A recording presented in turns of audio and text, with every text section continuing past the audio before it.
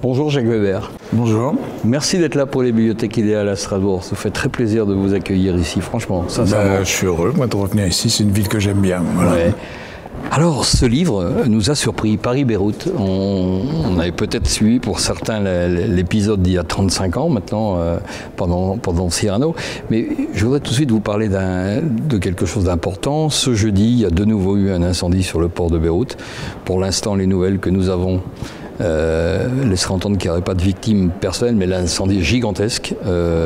Beyrouth, décidément, 5 semaines après, n'est pas épargnée. Qu'est-ce que ça vous inspire, cette actualité? Il faut faire attention parce que c'est effrayant, parce qu'on a l'impression, mais c'est ça dont je voulais parler, c'est qu'il ne faut pas rentrer dans une chose un peu romanesque, du type Beyrouth est maudite, mais on a envie de le dire, puisque depuis ça n'arrête pas. Ce pays est douloureusement atteint, massacré, déchiqueté depuis des années, ça n'arrête pas. Et il y avait d'ailleurs une légende là-bas qui disait, je crois, 9 fois ou 7 fois Beyrouth sera détruite et se reconstruira.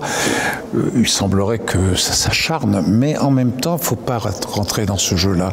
Tout ça n'est pas accidentel. Tout ça est une conséquence directe d'un état de fait qui est là depuis C'est-à-dire, on est dans un pays totalement anarchisé par une bande de mafieux. Il n'y a plus de responsabilité politique. Il n'y a plus aucune responsabilité. C'est le bénévolat qui essaie de s'en sortir, forcément un peu maladroitement, mais en même temps avec une humanité magnifique. Il faut à tout prix que les nations qui peuvent le faire, et d'ailleurs, je trouve que d'ailleurs le président français en ce sens a plutôt bien agi, mais en même temps il a marqué lui-même sa limite en disant je ne peux pas descendre dans la rue avec vous, donc je ne peux que parler avec l'État, et quand on sait qu'est-ce que l'État là-bas, c'est compliqué, donc il a lui-même expliqué, mais le geste symboliquement je pense c'était très important. Il faut à tout prix aider ce peuple. Moi vous savez, voilà, c'est un livre que j'ai écrit parce que justement je suis certes c'est mon histoire intime qui se mêle et qui se confronte à la grande histoire, qui plus est une grande histoire qui devient dangereuse directement pour moi, mais je suis, oui, tombé réellement non seulement amoureux de la ville de Beyrouth, de Baalbek, de Byblos, tout ce Liban que j'ai vu, pas tout le Liban, je n'en ai pas eu le temps. Et puis des gens que j'ai rencontrés là-bas. Il y a des gens, il y a une jeune femme qui est la marraine de notre enfant, et j'ai des grandes amies, des intellectuels libanais comme Dominique Hédé, qui d'ailleurs que j'invite tout le monde à lire. Ces articles dans Le Monde et dans Libé et dans L'Orient le Jour sont des exemples absolument formidables de clarification. Alors cette histoire que vous nous racontez, c'est vous-même, vous sortez du succès, d'un immense succès à l'époque, début des années 80, Cyrano, et votre voix s'altère, vous perdez quasiment la voix, hein. Pour un acteur, c'est la tuile, le summum de la tuile qui puisse arriver. C'est la jambe cassée pour la danseuse, quoi. Oui, voilà, c'est ça. Et vous allez partir au Liban, on ne va pas trop en dire sur le livre qui mérite d'être découvert page après page, comme ça. Pourquoi avez-vous décidé 35 ans plus tard, enfin pourquoi vous décidez d'attendre, si toutefois vous l'avez décidé, d'attendre 35 ans pour raconter cette histoire qui est tellement peu connue? Je ne pourrais pas dire exactement pourquoi, mais ce que je sais, c'est que c'est une histoire que je racontais tout le temps, parce qu'elle nous a, oui, marqué à vie. Et on pourrait dire qu'il y a eu un avant et un après Cyrano, mais il y a eu un avant et un après Beyrouth de façon absolument incontestable.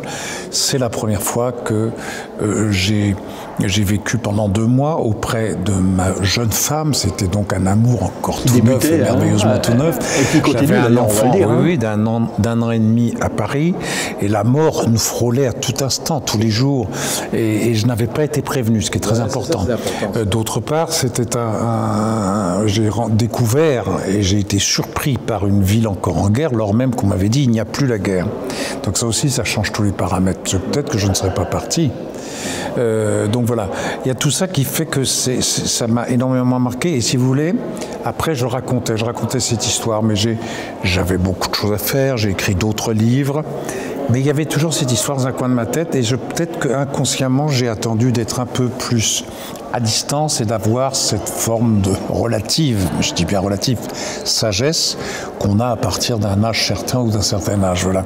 Et avant d'être un vieux crouton, avant d'être atteint par le naufrage, comme disait le général de Gaulle, je me suis dit, tiens, là c'est le moment, je crois que j'ai la sagesse et le calme. Et ce qui m'a absolument bouleversé, c'est que au moment où je conclus le livre, on est dans pendant le confinement, j'ai le temps de l'affiner.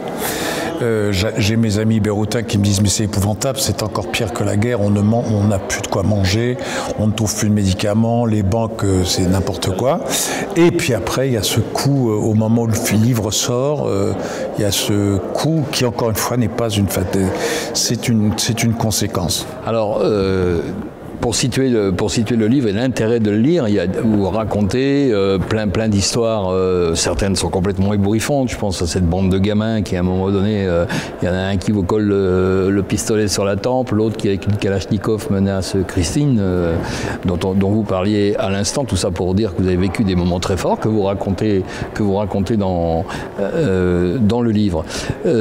Pour finir, ce Liban que manifestement vous adorez, et cette ville que vous adorez manifestement, avec tous ces soucis qu'il y a une poétesse que vous citez à la fin du livre qui s'appelle Nadia Tueni. Elle dit « Beyrouth, 1000 fois morte et 1000 fois revécue ». J'ai beaucoup aimé ces mots-là. Oui, je vous avoue, je ne connais pas cette poétesse. Mais... Et c'est ce qui se dit beaucoup là-bas. Voilà, il y a ce type de la vie plus forte que tous. C'est phénix, quoi, là-bas. Ça renaîtra toujours. Mais là, je crois qu'ils sont quand même sérieusement atteints cette fois-ci. C'est trop. On sent que les épaules s'affaissent un peu, j'ai l'impression. Et des tas de Libanais veulent partir, d'ailleurs. Ils n'en peuvent plus. Et c'est là où ça devient extrêmement grave parce que, oui, c'est un pays qui est en danger de disparition. Le Drian l'a tout à fait vu et perçu. Et ça serait épouvantable. Enfin, c'est une des plus grandes cultures qui soit. Et c'est un pays qui a subi les Syriens, qui subit les Israéliens, qui subit les guerres internes entre les clans religieux, alors même que c'était un exemple d'intégration. Donc voilà, on appelait ça la petite Suisse. D'ailleurs, j'aimais pas ce sous-titre, mais on appelait ça la petite Suisse du Moyen-Orient pour son côté apaisé et sage. Avec un amour pour notre pays là-bas, manifesté par les Libanais, qui est absolument incroyable, bien entendu. Et puisque nous avons été un protectorat, je crois. C'est ça, comme au Maroc. Voilà, exactement. Merci Jacques Weber d'être venu nous parler de l'amour du Liban et de Beyrouth. Ça va encourager les lecteurs à peut-être venir nous rejoindre tout à l'heure quand vous serez sur le plateau, et en tout cas à lire ce fameux Paris-Beyrouth. Merci d'être venu jusqu'à nous. Merci à vous, merci beaucoup.